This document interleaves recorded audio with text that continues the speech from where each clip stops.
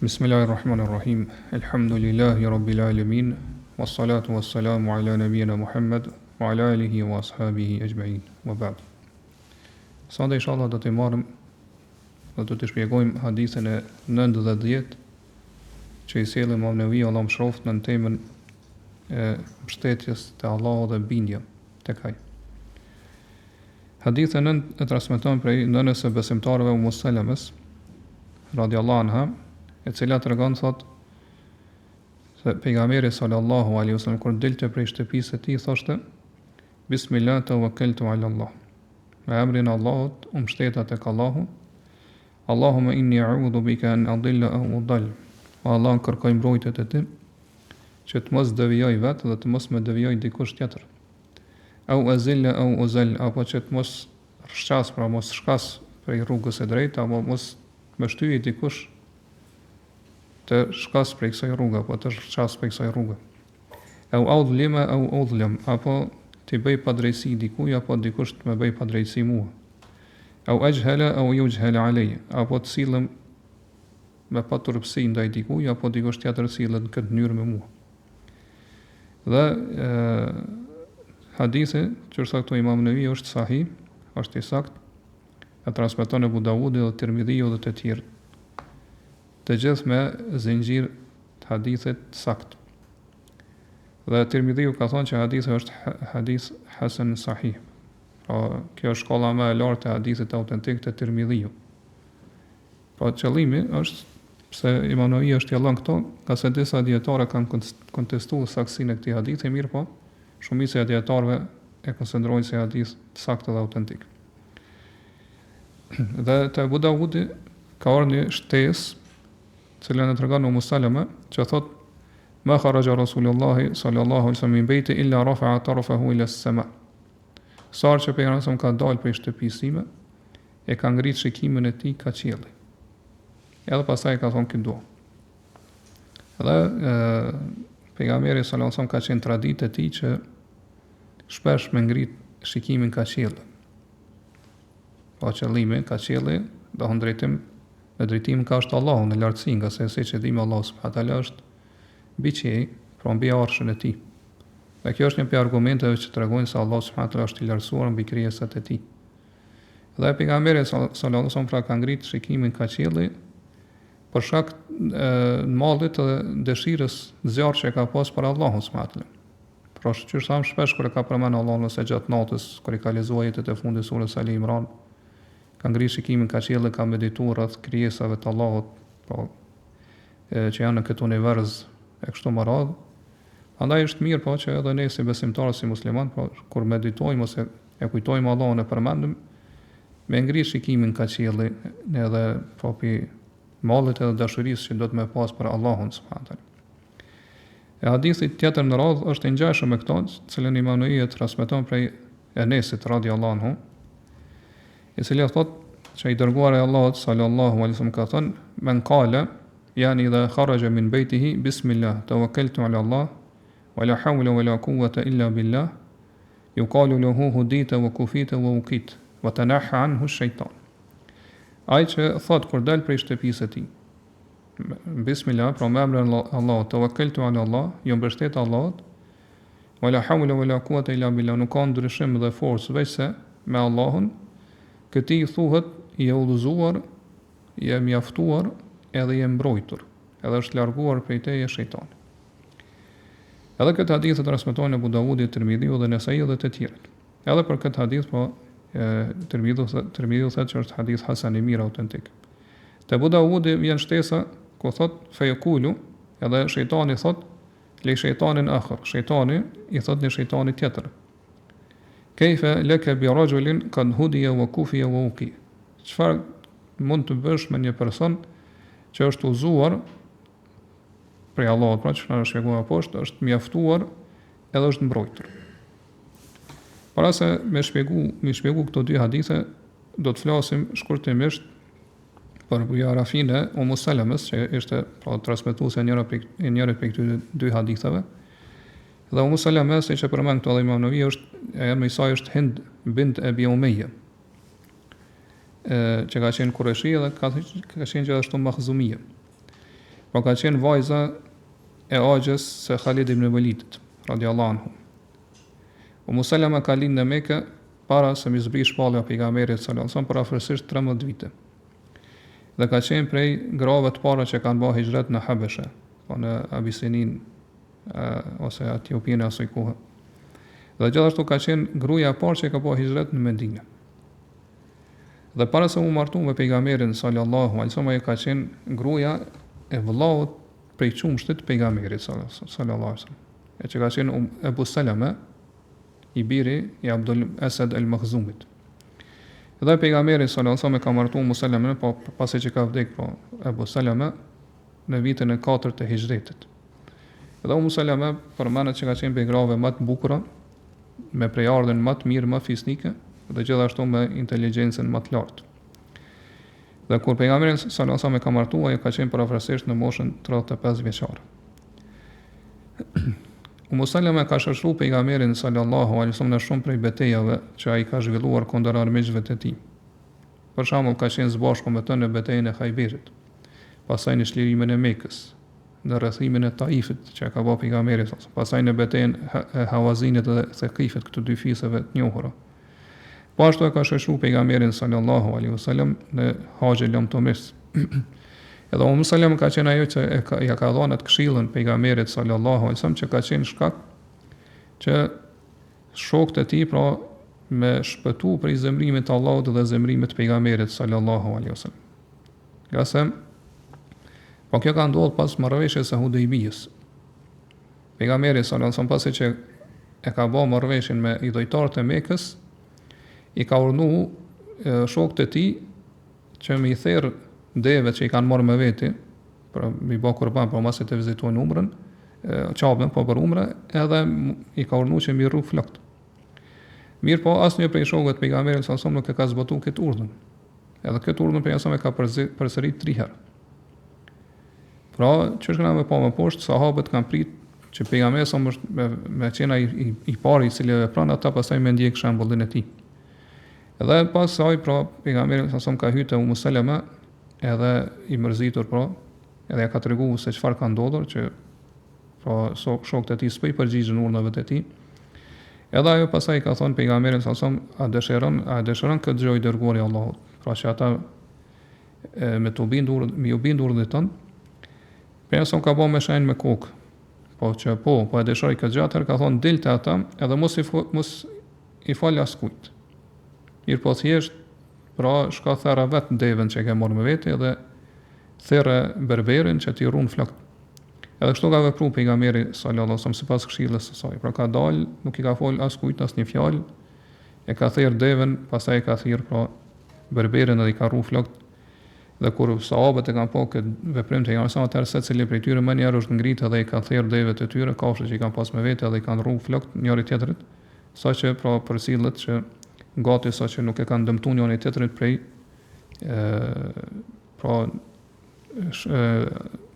dëshirës që me zbatu sa më shpejt këtë urdhën ose këtë sunet pejgamberit sallallahu alaihi wasallam.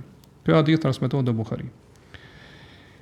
Hadithet që i përcjell Umu Salama prej pejgamberit sallallahu alaihi wasallam janë 178 hadithe, dhe Buhari dhe Muslimi pajtohen në 13 prej tyre.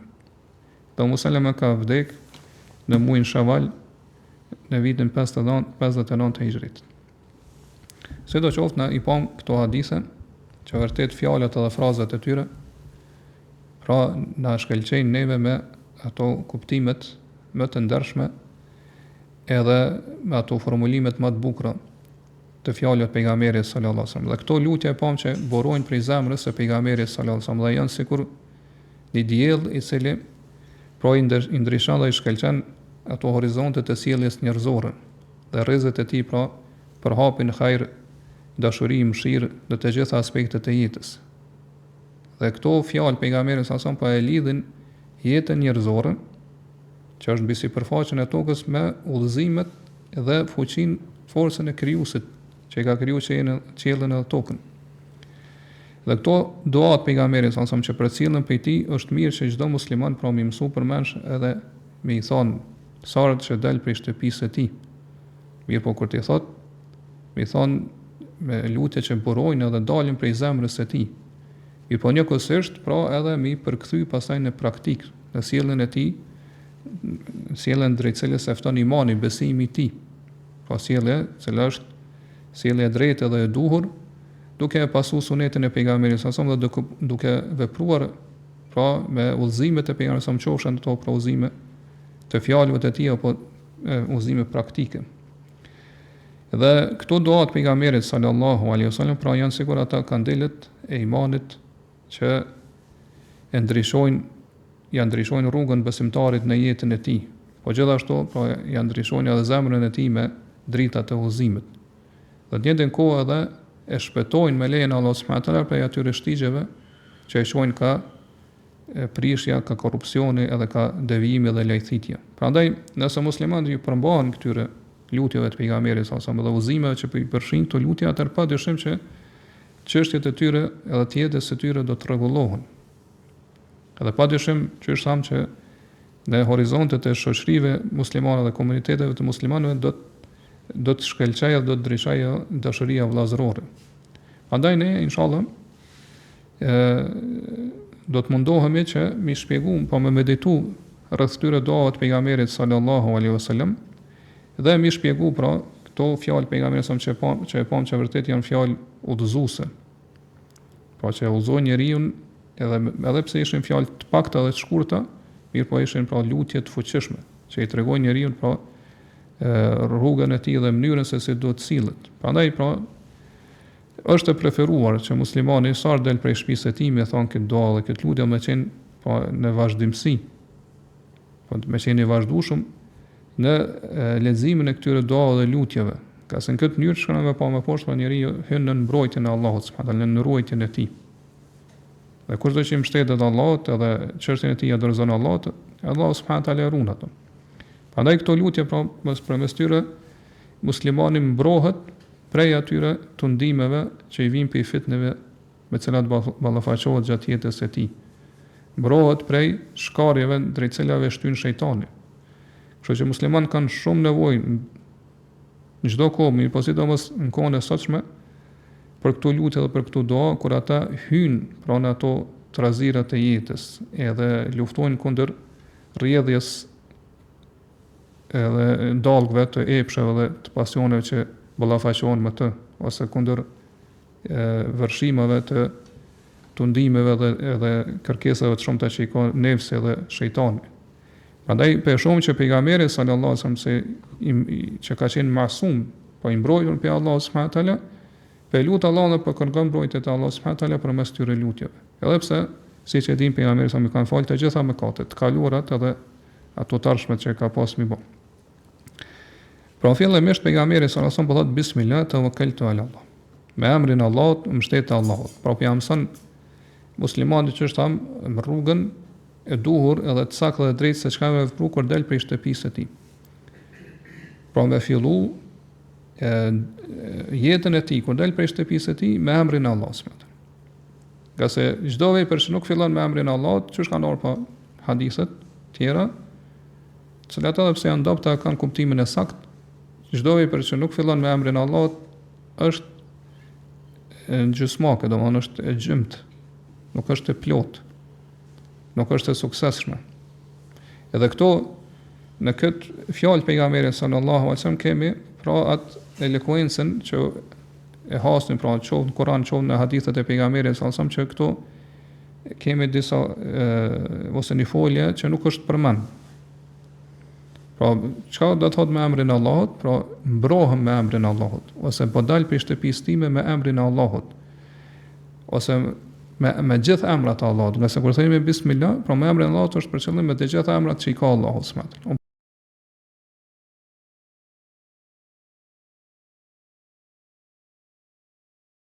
Pra dhikri tjetër as qiell as tokë. Kur njeriu mbrohet me emrin e Allahut subhanahu wa taala, atëherë asgjë nuk e dëmton ato. Qoftë qiell, ai gjë apo tokë. Tawakkaltu ala Allah, dhe ju mbështet Allahut, pra gjitha çështjet e mia po ja dorëzoj dhe po ja besoj Allahut subhanahu wa taala. Duke pas besim edhe mendim të mirë për Allahun subhanahu wa taala. Pra duke kërkuar prej Allahut subhanahu wa taala që ai të më mundsoj pra që gjitha ato gjëra që i kërkoj dhe synoj në jetën time të arrij dhe të përmbushim. Pra njeriu kur del prej shtëpisë është krijesë e dobët dhe ka nevojë domthonë më mbështet Allahut subhanahu wa taala. Pra arsye se kur del prej shtëpisë është i ekspozuar ndaj gjërave që e dëmtojnë. Po qoftë prej njerëzve, qoftë prej kafshëve ndryshme, prej insekteve e kështu me radhë, në këtë kohë për shembull njeriu, siç e dim për shkak domthonë veturave të shumta, kerrave kështu me radhë, mundet që kur del prej shtëpisë domthonë një gabim domthonë i vogël edhe me shkaktu aksident edhe me vdek krejt ose mu lëndu domthonë në trupin e tij, në shëndetin e tij. Prandaj pra njeriu është i dobët si krijesë e ka nevojë që mu mbështet Allah që Allah më rujt njeriu. Që thot Allah kul me yaklaukum bil leili wan nahari min ar-rahman. Kush është ai që ju mbron juve gjatë ditës dhe natës përveç Allahut? Po njeriu do të më kërkojë mbrojtjen edhe mu mbështet Allahut subhanahu wa taala kur del prej shtëpisë së tij. Çish po na mëson këtu pejgamberi sallallahu alaihi wasallam i cili për me këtyre fjalëve realisht edhe po e lavdron Allahun subhanahu wa taala, po që po me emrin e Allahut mbrohem, me emrin e Allahut dal te ka i mbështetëm. Dhe pastaj pastaj po e sjell duan e cila vjen pra në formë të konfirmuar, Allahumma inni, o Allahun vërtet kërkoj mbrojtje te ti. Pra e pam që çdo fjalë dhe çdo frazë e këtyre dy lutjeve e përmban një dua të shkurtër. Një dua të shkurtër e cila edhe pse është e shkurtër ose edhe pse janë dua të shkurtër, ato do të thonë fshehin veten e tyre ato për shpëritjet, lutjet, përgjerimet edhe kërkesat, synimet e shumta që i ka njeriu kur del prej shtëpisë së tij. Edhe këto synime dhe qëllime do të shtohen edhe më shumë varësisht atyre që e lusin Allahun subhanahu wa taala kur dalin prej shtëpisë së tyre dhe varësisht se çfarë synime dhe qëllime kanë. Mirpo të gjithë pra që sa me kërkojnë mbrojtjen e Allahut edhe rujtjen e tij. Prandaj pra këto lutje është mirë që sa që besimtari me lut Allahun subhanahu wa taala me to, nga se vërtet janë lutje që sjellin ose përfshin dashuri, sinqeritet për uljen ndaj Allahut subhanahu wa taala, iman dhe tauhid. Po tregojnë për tauhidin edhe njohshmërinë që ka besimtari në raport me Allahun subhanahu wa taala. Pra fillimisht e pam që pejgamberi sallallahu alaihi wasallam tha Allahumma inni a'udhu bika an adilla aw udall. Allah kërkon mbrojtje te ti që të mos devijoj. Pra dalal në gjuhën arabe është e kundërta e udhëzimit. Pra lut Allahun subhanahu wa taala që ti vetë mos më deviju kur del prej shtëpisë edhe do të ballafaqohesh sa me sprovat e jetës. Pra në gjuhën arabe dalal është kur njeriu humb. Pra prandaj ai që humb prej rrugës quhet ose devijimi për rrugës është kur njeriu është i konfuzuar edhe nuk din ka me shku. Kjo është humbje. Pra po kërkon mbrojtje te Allah subhanahu wa taala që mos më deviju prej të vërtetës, po mos më gjet vërtetën. Au udall ose që dikush tjetër mos më devijoj prej kësaj rrugë të vërtetë. Mos më devijoj prej kësaj rrugë të vërtetë. Pra siç po e shohim pejgamberi sallallahu alajhi wasallam neve përmes kësaj lutje, po na mëson se cili do të më qenë pra qëllimi parësor i muslimanit kur del prej shtëpisë së tij.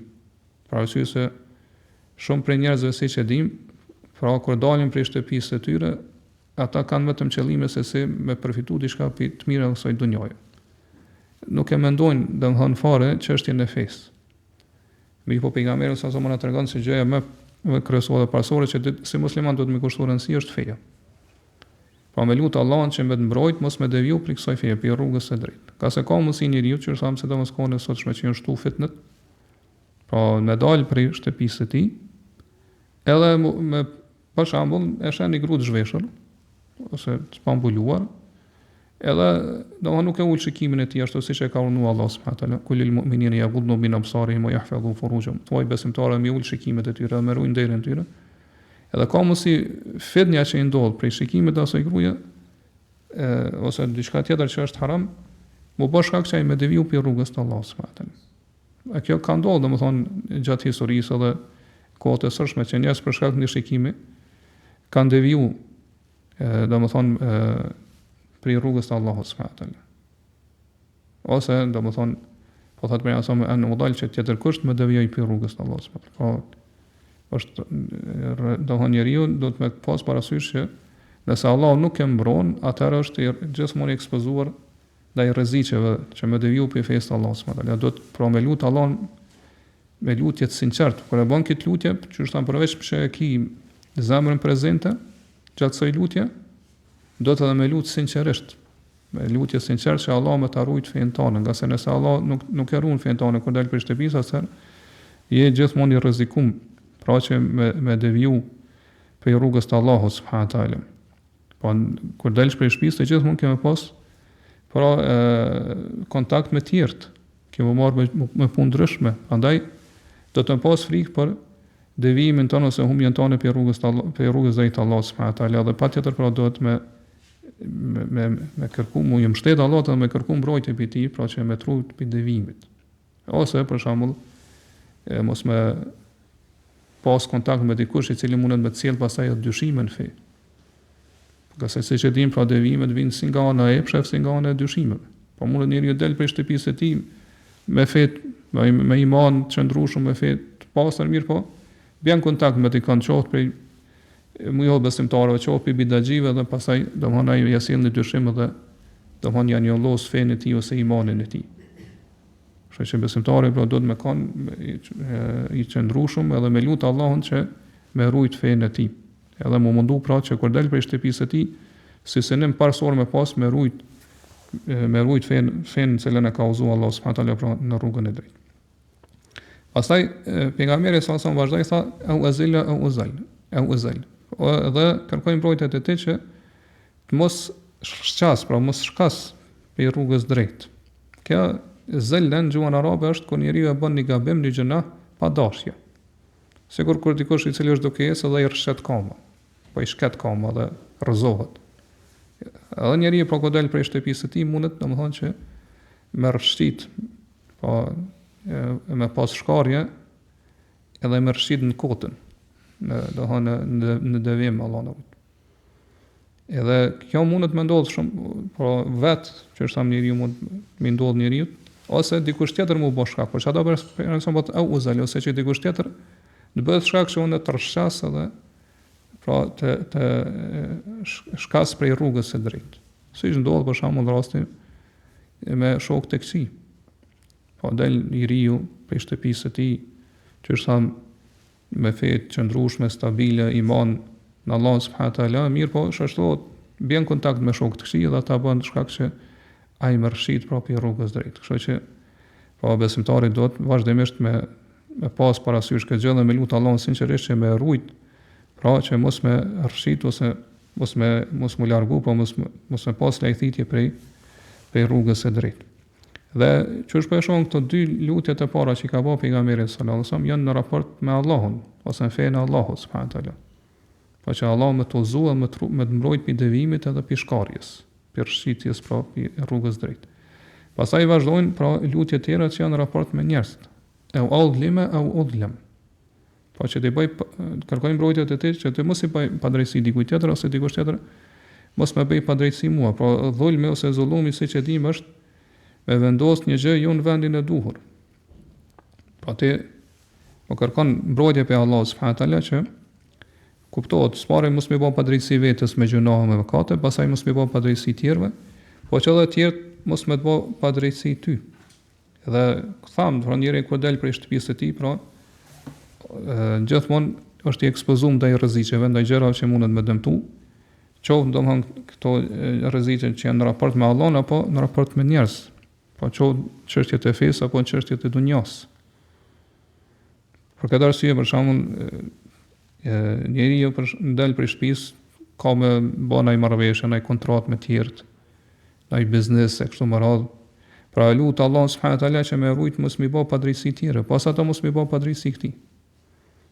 Ose domthon shoqërohet me tjerë, përzihet me ta e kështu me radhë. Pra mos më bë padrejtësi tjerëve, qoftë me fjalë, qoftë me veprime.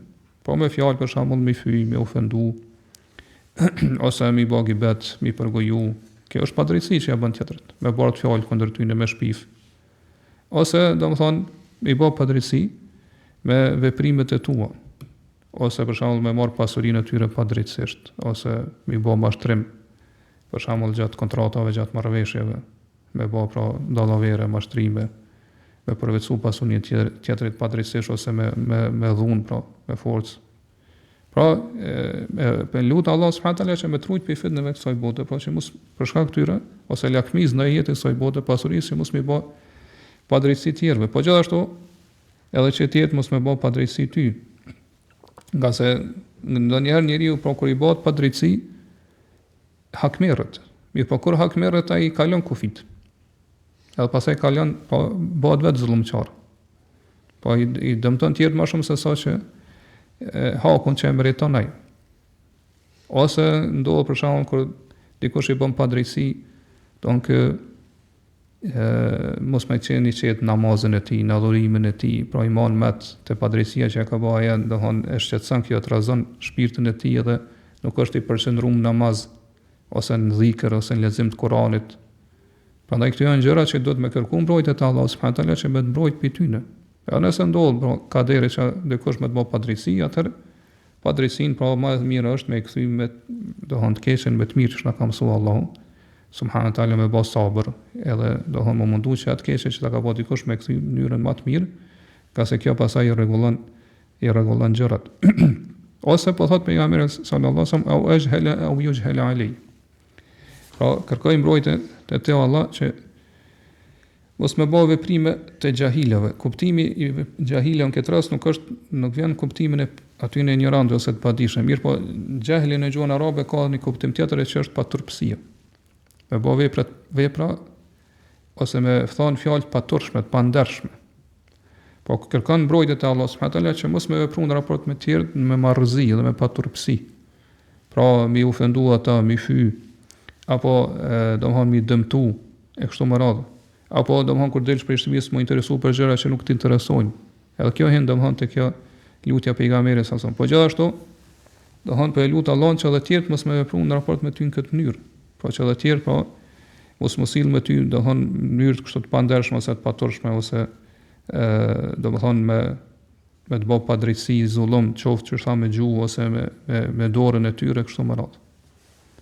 Pra kjo hadith po na mëson ose kjo pjesë e hadithit tash, kjo lutja e fundit më na mëson se qysh ti me pas sjellje të mira dhe moral të mirë. Edhe me pas moralin e robërve të gjithëmshirshme që i përshkruan Allahu subhanahu wa taala në surën Furqan. Por ashtu se nganjëherë njeriu pra nuk doron. Pra vetë është mundohet me ndal veten për sjelljet të pandershme ose të paturshme. Mirë, po kur dikush sillet ndaj tij në këtë mënyrë, ai ja kthen në jetën e mirë. Është i padurueshëm. Atë do të thonë kjo lutje përshin që edhe në këtë rast po edhe nëse dikush sillet me ty në këtë mënyrë ti mos më kthy në njëjtën monedhë. Pra Allah sot wa ibadur rahman, Allah subhanahu wa taala sot wa ibadur rahmani alladhina yamshuna ala al-ardi hawna wa idha khatabahum al-jahiluna qalu salama. Dorop të gjithëmshirshme janë ata që esin thjesht nëpër tokë, jo me mendje madhësi, jo me mburrje. Dhe kur të pasjellshmit pra ju drejtohen atyre me kësi fjalë, që domthon pasjellshme, ata ju thonë selam. Pra paqe qoftë, pra nuk ja kthejnë në njëjtën mënyrë. Pra kështu do të jetë besimtari, pra mos sill me të tjerët, dhe jo me kthy në njëjtën mënyrë, nga se domthon Islami na mëson që me kanë sjellshëm dhe me pas morale dhe sjellje të mirë. Prandaj ose për shembull ndodh në raste siç e dim, që është para më lart para rasti vozitjes. Njeriu për shembull është duke vozit dikush për shembull i ndërhyn ose i del përpara me kerr, edhe kjo nervozohet edhe fillon do thot me fy ose fillon hidhrohet ose fol fjalë ofenduese ndaj tij. Kjo domthon është një sjellje që nuk e pranon Islami, edhe domthon këto pejgamberi sa na mëson që me lut Allahun që më mbrojt prej kësaj sjellje ose prej këtyre fjalëve që domthon janë pasjellshme ose fjalë paturshme kështu më radh.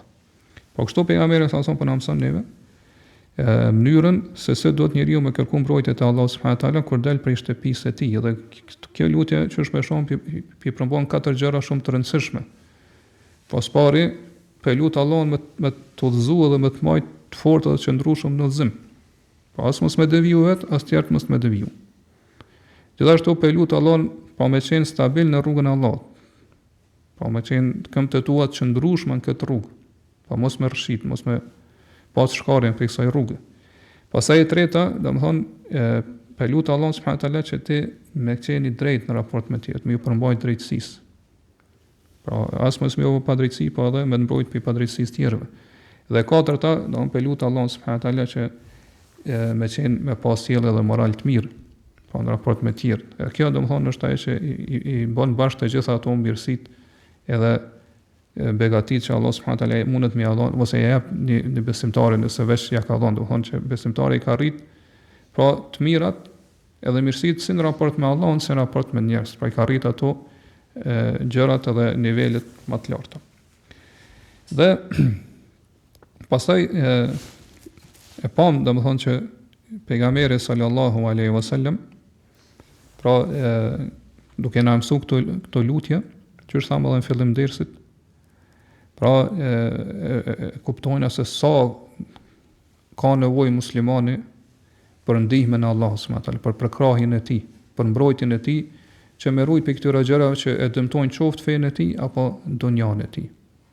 Po përveç kësaj, domethënë kur i bëjmë këto dhirrje, këto lutje, kërkojmë edhe shpërblim të Allahut subhanahu wa taala, nga se përmes saj ne pra e praktikojmë sunetin e pejgamberit sallallahu alaihi wasallam. Në lutjen e dytë që shepam ushtu edhe në fjali, ku pra sa më tha la hawla wala quwata illa billah. Bismillah tawakkaltu ala Allah wala hawla wala quwata illa billah. Nuk ka ndryshim dhe forcë vetëm me Allah. Po që kjo frazë ose që kjo fjali që u përmend këtë hadith përmban misterën që kanë bëjnë me elokuencën në gjuhës arabe të shumta. Pyetja është që përmban atë stilin e kufizimit, po që tregon se muslimani po dorëzohet plotësisht me gjithë qendin e tij që nuk ka mundësi me bën ndonjë lëvizje apo ndonjë ndryshim të gjendjes, veç se burimi i kësaj është te Allahu subhanahu wa taala, prej Allahut. Nuk ka burim tjetër në ndryshimin e gjendjes besimtarit apo lëvizjes që i kryen. Pra në gjuhën arabe fjala haul do thot lëvizje apo ndryshim i gjendjes. Po kur muslimani e pranon këto dhe beson me bindje, po e pranon me zemrën e tij, këtë kuptim që ka orën këtë hadith pejgamberit sallallahu alaihi wasallam, atëherë padyshim që do thonë beson bindshëm dhe arrin përfundim që çdo lëvizje në jetën e tij, çdo ndryshim në udhëtimin e tij, çdo forcë që i vjen atij fuqi, çfarë do anë që i vjen ose për çfarë do shkaku që i vjen, ajo do të thonë patjetër që është tham burimin e ka te Allahu subhanahu wa taala, po është me urdhën e Allahut, me dëshirën dhe vullnetin e tij. Po kështu muslimani heq dorë edhe distancohet që ai të ketë diçka në ndryshimin e gjendjes së tij, apo të ketë forcë që ai me lëviz dhe me ndryshu diçka. E din që kjo nuk ndodh vetëm se me Allahun, me ndihmën e tij. Po ai nuk posedon dhe nuk zotron asgjë prej çështjes së tij. Po nuk mundet me ndryshu për të mirë apo më mbrojt për të kësia veç se me Allahun. Po nëse njeriu për shembull nuk mundet me heq dorë për mëkateve përveç nëse Allah ndihmon këtë rrugë. Gjithashtu njeriu nuk mundet me shtu adhurimet përveç nëse Allah subhanahu wa taala ndihmon për këtë gjë. Dhe kështu pra kjo fjali e shfaq atë robërinë dhe nevojën e madhe që ka njeriu për Allah subhanahu wa taala. Pra që njeriu me qenien e tij është nevojtar për Allah subhanahu wa taala, me gjithë qenien e tij. Edhe çdo gjë që ka të bëjë me të është nevojtar për Allahun subhanahu wa taala. Prandaj sa më shumë që njeriu e shfaqet nevojën për Allahun subhanahu wa taala, Allah aq më shumë e ndihmon. Sa më shumë që ti nështrosh Allah, sa më shumë që ti e shfaq nevojën për Allahun, aq më shumë për Allah ka më të ndihmu. Edhe ka më të përkrah. Për këtë arsye pra jam ka thonë që kjo fjali është prej thesareve të xhenetit, për arsye se pra ka kuptime dhe domethënie shumë të larta dhe shumë madhështore. Pastaj në fund hadithi i dytë që pam pejgamberi sallallahu alaihi wasallam po i sjell don disa folje që janë fryt i kësaj duaje ose i këtyre duave. Dhe që këto folje që shepam erdhen në kuptimin ose në formën që nuk përmendet veprusi. Pra po thot hudite, vukufite, vukit. Ti je udhëzuar, je mjaftuar edhe je mbrojtur. Pra këto dietar ka thonë, ai që ja thot këto fjalë personit i cili del prej shtëpisë dhe thot këtë dua, thonë është Allahu subhanahu wa taala. A disa thonë është ndonjë melek prej melekëve të Allahut subhanahu wa taala. Po këto edhe pse nuk përmendet veprusi, dihet për kënd është fjala. Mirë po qëllimi, pra pse nuk përmendet veprusi, kjo është domthon ka të bëjë me disa rregulla gjuhës arabe, që thamë që hente retorika ose që në gjuhën arabe, që tregon se Allahu ose pejgamberi sa përmes këtyre fjalëve po don me tregu që Allah e nderon këtë person, i cili e lut edhe i mbështetet Allahut edhe lut këtë mënyrë. Pra që më mbështet Allahut, do të thonë që nuk ka forcë ndryshim veç se me Allahun pra si nderim ndaj tij, po thotë që këtij thuhet që do të thonë që këtij thuhet do të jesh i udhëzuar, pra i mbrojtur edhe i mjaftuar. Pra këto pejgamberi sa sikur po don më na tregu që shpërblimi vjen sipas llojit të veprës. Pra nëse besimtari çështjen e tij ja dorëzon dhe ja beson Allah subhanahu wa taala, atë shpërblimi vjen në një mënyrë, po vjen udhëzimi prej Allahut, mjaftuarit, mjaftueshmëria që Allah të mjafton ty, edhe mbrojtja, pra që Allah ka më të mbrojt për shejtanit për arsye se të je mbrojt me emrin e Allahut apo me emrat e Allahut subhanahu wa taala. Edhe po thot hudite në pra udhëzimi, kuptimi i udhëzimit është që dikush me të paraprit ty edhe me ta tregu rrugën, po me qenë udhërrëfys për ty. Prandaj pra për jasëm këto bëna tregon se mbrojtja dhe kujdesi që Allah subhanahu wa taala e ka për besimtarin, po i paraprin hapave të besimtarit. Edhe uzon besimtarin në të vërtetën në rrugën e drejtë. Përderisa pra besimtarët Allah ka dhënë sukses dhe ka inspiruar me thon këtë dua dhe me thon këtë dhikr me dal prej shtëpisë. Duke thon këtë dhikr, atëherë besimtari vazhdimisht do të jetë i udhëzuar prej Allahut, qoftë në veprimet e tij, qoftë në fjalët e tij, qoftë në çdo situatë apo gjendje që nën kalon. Po ashtu po i thot kufite, do të mjaftohesh ty, po do të mjaftohesh për çdo breng, shqetësim, preokupim të qoftë kësaj bote apo botës tjetër. Si dhe do të mjaftohesh nga se Allah pra do ta largoj prej teje çdo të keqe, çdo sharr, çdo gjë që mundet më të dëmtu. Edhe si rezultat i udhëzimit edhe mjaftueshmërisë të Allah subhanahu wa taala vjen edhe pastaj e treta që po thot ukit edhe do të mbrohesh, po do të mbrohesh prej atyre litarëve, rrjetave që i hedh shejtani për me të largu pi rrugës drejt, edhe pi cytjeve të tij, që me të largu pi të vërtetës. Gjithashtu, përveç saj do të mbrohesh prej atyre gjërave të fshehta që ti nuk i din ndoshta, as nuk i sheh, mirë po mundën me dëmtu dhe mundën me të lëndu. Edhe në fund pra hadithi po përmbyllet me shpërblimin më të madh. Edhe do të thonë me atë frytin më të bukur. Po thot pejgamberi sa wa tanaha anhu shejtan, dhe prej tij do të largohet shejtani. Pra shejtani do të largohet edhe pe rrugës tonë në cilën nuk do të takoj ty fare gjatë saj rrugë. Edhe po vjen këtu pra duaja ose vërtet kjo pjesa e hadithit në kohën e shkuar në gjuhën arabe, është larguar prej tij shejtani, për me tregu që besimtari gjithmonë është në luftë me shejtanin, domthonë i reziston shejtanit edhe cytjeve të tij, mirë po shejtani nuk ka mundësi me dominu mbi besimtarin, përderisa i mbrohet edhe pra ruhet me emrin e Allahut subhanahu wa taala, e që është prej shkaqeve të shpëtimit edhe fitimit.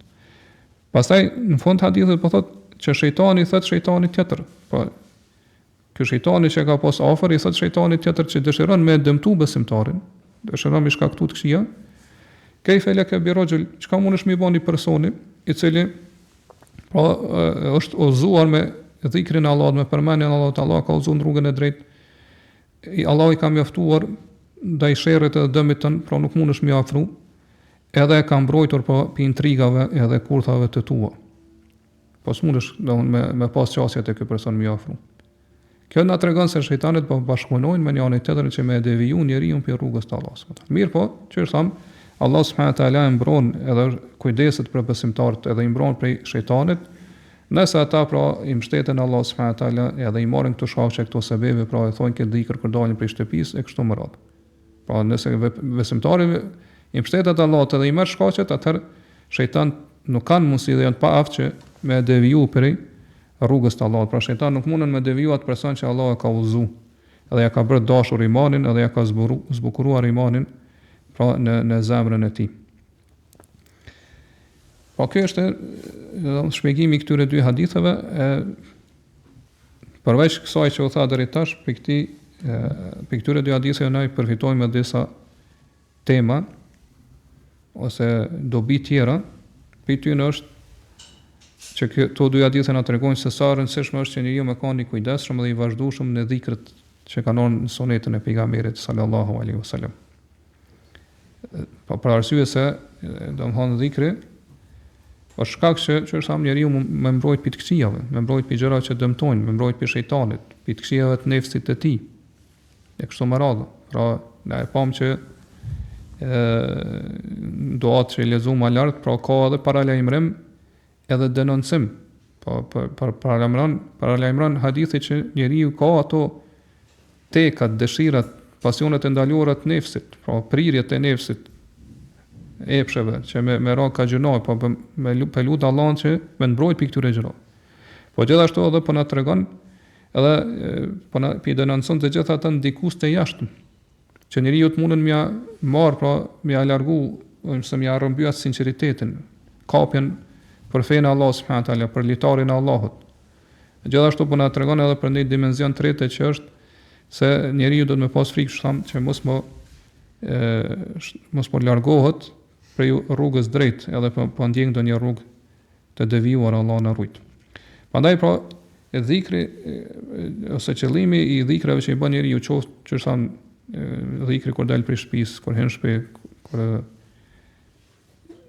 bjen gjumë, kur zgjohet prej gjumit, domthon kur në mëngjes, në mbrëmje, e kështu me radhë, pra dhikrat që kanë ardhur në sunet pejgamberit sa sa, gjitha pra një prej arsyeve përveç shpërblimit që shpresojmë edhe domthon prej Allahut e kënaqësisë së Allahut kur ne e përmendum, një prej dobive të këtyre dhikrave është që edhe më na ruaj pi të këqijave. Për këtë arsye pra Islami ka ardhur na ka nxit shumë, na ka motivuar me përmend Allahun. Dhe Allah i ka lavdruar ata të cilët përmendin shumë Allahun subhanahu taala, qoftë burra ose gra. Pra kur i përmend Allah subhanahu taala veprat e tiparat e mira të besimtarëve edhe të besimtarëve, mesin e tyre thotë wa dhakirina Allaha kathiran wa dhakirat. Ata që e përmendin Allahun shumë dhe ato gra që e përmendin Allahun shumë. I'adda Allahu lahum maghfiratan wa ajran 'azima. Allah për ta ka përgatitur falje dhe shpërblim të madh. Po nuk ka ndonjë gjë që e largon gafletin, shkujdesin prej zemrës së njeriu, edhe që e ngjall, pa e mban të gjallë të zemra e njeriu për atë vigjilencën, edhe që është vazhdimisht me qenë zemër e zgjuar, nuk ka domthon ndikim më të madh këtë se sa dhikri, përmendja e Allahut subhanahu. Për arsye se njeriu kur e përmend Allahun, atë në zemrën e tij vendoset frikë respekti ndaj Allahut subhanahu. Po ka frikë për Allahun subhanahu taala, madhron Allahun subhanahu taala. Për këtë arsye nëse domthon i vjen cytje për nefsit apo për shejtanit, për mi bë padrejsi dikujt, që tha më lart, ose për me bë mëkat, me bë padrejsi vetes, atëherë dhikri përmendja Allahut subhanahu taala bëhet shkak që mi braktis këto gjëra. Siç ka thënë Allahu, innamal mu'minuna alladhina idha dhukira Allahu wajilat qulubuhum. Besimtarët vërtet janë vetëm ata të cilët kur përmendet Allahu, zemrat e tyre friksohen. Dhe Allah subhanahu taala i ka premtuar atyre që kanë frikë ndaj Allah subhanahu taala dhe kanë frikë pra prej qëndrimit para Allah subhanahu taala në botën tjetër, që Allah ka më dhënë shpërblim. Siç thotë Allah ka si shpërblim, pra ka më dhënë në xhenetin. Si thotë mu'amma man khafa maqama rabbih wa naha an-nafsa 'anil hawa. Sa i përket atij që e ka frikë për qëndrimin para Zotit të tij. Kur ka më dal para Allahut me dhënë llogari, i friksohet këtij fakti.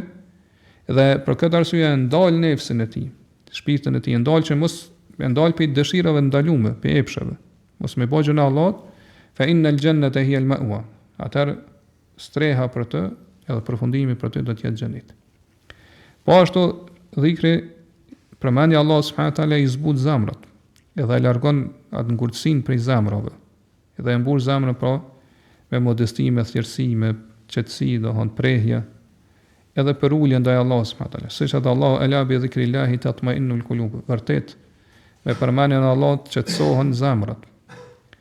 Po dhikri e lidh njeriu me krijuesin, me Allahun subhanahu taala. Po e mban gjithmonë po në lidhje të vazhdueshme, po në lidhjen e zemrës së fjalën vazhdimisht me Allahun subhanahu taala.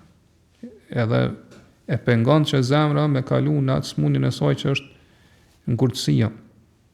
Po që sa më lart e largon gafletin, shkujdesin, e pasron zemrën prej rranit, që është domethënë ajo mbulesa që i vjen e mbulon zemrën nga gjitha anët për shkak të mëkateve që i bën njeriu. Edhe e mbush zemrën e njeriu pra me dashurinë ndaj Allahut dhe pejgamberit sa me pas pra dashurinë ndaj imanit, ndaj fesë. Edhe dhikri shpesh edhe i shumt e nxit njeriu që Pastaj, si rezultat mundu më afru sa më shumë të Allah subhanahu wa taala me adhurime ndryshme. Për këtë arsye pra pejgamberi sallallahu alaihi wasallam ka qenë i vazhdueshëm në dhikr. Si tregon Aisha radhiyallahu anha, thotë kana nebiu sallallahu alaihi wasallam yadhkurullaha ala kulli ahyanihi.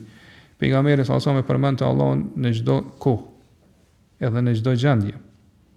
Po kur ka qenë në këmbë, kur ka qenë duke ecur, ulur, shtrit.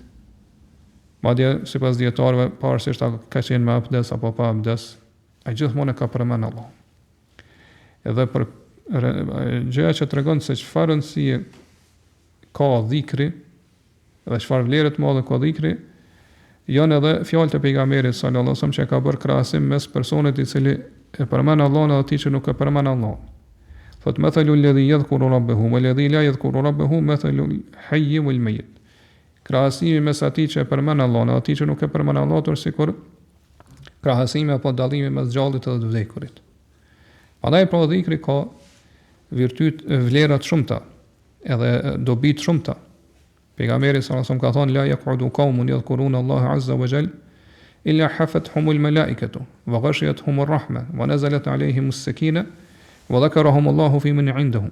Sa që disa njerëz ulen në një vend dhe përmendin Allahun, thotë ata do t'i rrethojnë melekët me krahët e tyre, do t'i mbulojë mëshira e Allahut subhanahu wa taala, do zbres tek ata qetësia. Po preja qetësia shpirtërore. Dhe Allah subhanahu wa taala do t'i përmend ata tek melekët që janë te Allahu subhanahu wa taala. Sidoqoftë do thonë sa i përket dhikrit, është mirë më u përmbajt dhikrit në formë që shkon në hadithet e pejgamberit sallallahu alajhi wasallam, po përmbajt fjalët që shkon në hadithet e pejgamberit sallallahu alajhi wasallam pa ndryshuar. Si sa Ibn Hajar Allah më shrof që shprehjet ose fjalët e dhikrave janë tauqifie. Po do të më i thonë ashtu që shkon në Kur'an edhe në Sunet.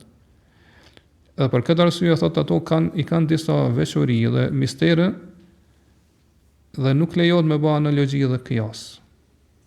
Pra me thonë që mund me përdor një fjalë tjetër nga se është e parafort me atë fjalën që përmend hadith. Jo, domthon dhikri në formën që shkon për pejgamberin sa aty më shehen ato të fshehtat edhe misteret edhe dobitë e dhikrit, veçoritë e dhikrit. Nuk bën më ndryshu.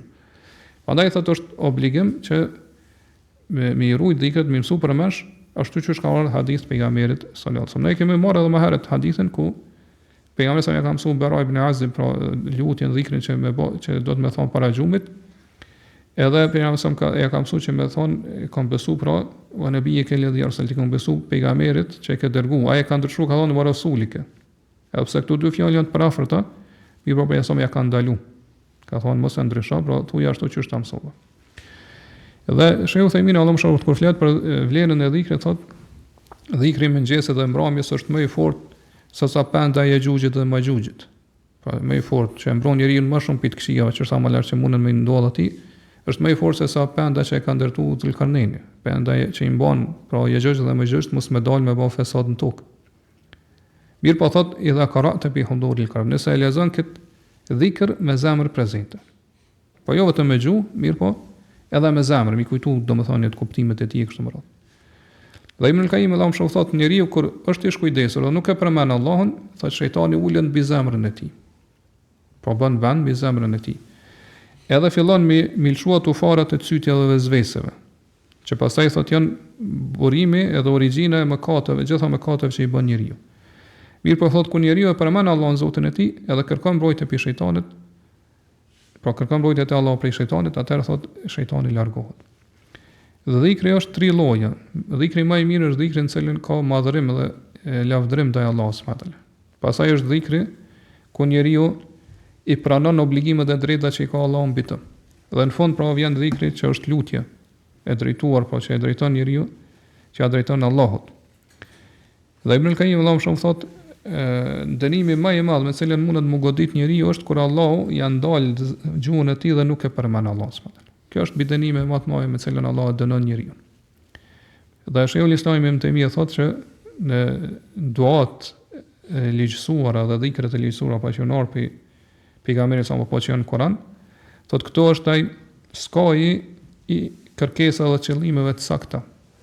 Edhe është fundi i synimeve të larta që i ka besimtari. Po nuk ka synime, qëllime që kërkesa që i dëshiron besimtari dhe i synon, veç se janë përmendura në lutjet edhe dhikret që kanë ardhur në Kur'an dhe Sunet. Prandaj thot ai që largohet prej këtyre dhikrave që janë përmend ose lutjeve që përmend hadithet pejgamberit sallallahu alajhi wasallam dhe në vend tyre po i zameson me dhikre dhe doa të shpikura për njerëzve, thot kjo ose është ignorant, ose është neglizhent, ose është mëkatar. Pra që je përparësi lutjeve dhe dhikrave që i kanë shpik njerëz para lutjeve apo dhikrave që i ka bëu pejgamberi, apo i shkel kufit kalon në mëkat. Dhe Umer ibn Habibi, Allahu shoft një pi selefit ka thonë që imani shtohet edhe paksohet. Kur e ka pyetur se si shtohet imani, ka thonë se përmendëm Allahun edhe falenderojna, atë kjo e shton imanin tonë. Mirë po nëse harrojna edhe jemi të shkujdesur edhe nuk e përmendën Allahun, atë kjo e mangëson imanin tonë. Kjo pastaj na shon neve tani dobi ose temë tjetër që përfituat për këtë hadith është që po besimtari në përgjithësi ai që i fton tjerë për te Allah në veçantë, po thirrsi për te Allah do të gjithmonë me qenë i lidhur me Allahun. Kjo do të jetë për tipareve të tij. E kjo do të shfaqet, domethënë në veprat e tij, edhe në fjalët e tij. Sidomos pra që është e pam që me qenë i kujdesshëm edhe i vazhdueshëm në këto dhikre që janë transmetuar pe pejgamberit sallallahu alaihi wasallam. Ka se pra ne të gjithë në një mënyrë apo tjetër jemi thirrsa për te Allahu subhanahu wa taala, qoftë me fjalët e tona, qoftë me sjelljet ose veprimet e tona. Kështu që ne i udhëzojmë tjerët për ka e mira, për ka hajri. I drejtojmë ka udhëzimi. Dhe qëllimi jon pra është që njerëzve ja u bë të njohur krijuesin e tyre, me ditë kush është krijuesi i tyre, që ata do të me besu dhe me adhuru, që pasaj me fitu pra lumturinë këtë botë dhe botën tjetër. Prandaj procesi i nesh do të më mundu me forcu që të lidhen mes tij dhe mes Allahut subhanahu wa taala. Kjo një prej shkaqeve që forcon këtë lidhje është përmes lutjeve që i bën njeriu ose dhikrave dhe gjithashtu veprimeve dhe adhurimeve dhe kështu me radhë, pra që pastaj thirrja e tij, daveti i tij të buroj prej fjalëve të tij dhe prej veprave të tij. Pa të jetë model për të tjerë, shembull për të tjerë. Qoftë në fjalë, qoftë në vepra. Pejgamberi sa son pra imami i davetxhive, i thirrsave, e që është si pra shembulli i gjithëve dhe modeli i gjithë muslimanëve, siç e dim ka pas lidhje shumë të fortë me Allahun subhanahu wa taala. Aisha radhiyallahu anha tregon se pejgamberi ka fal namaz natës derisa ju kanë oj komte, ju kanë çoj. Ju kanë çoj. Po i kanë gjakosur fjalën. Ai shumë ka qëndru në namaz natës në kom. Edhe Aisha radhiyallahu anha ka pyetur pejgamberin thotë pse po vepron kështu kur Allah t'i ka falë të gjitha mëkatet, të kalumet edhe të ardhshmet. Atar pejgamberi ka thënë Aisha tu afala yakunu 'abdan shakura. O Aisha, mos të jemoni në rob pra që adhuron Allahun edhe falënderues. Prandaj pra na duhet mundohemi edhe ne sa më shumë që ta forcojmë që të lidhen mes ne dhe Allah subhanahu wa taala përmes adhurimit, përmes shullam dhikrit.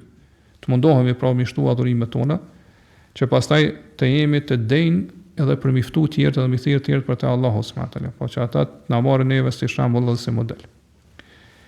Dhe kuptohet pi temave më kryesore, edhe për cilën edhe Imam Nawawi ka sjellë këto dy hadithe në këtë temë është që këto dy hadithe na tregojnë vlerën e mbështetjes te Allahu subhanahu wa taala, edhe kërkimin mbrojtjes së strehës të ai, që kjo pastaj pra na mbron neve që është më lart për gjitha të këqijave.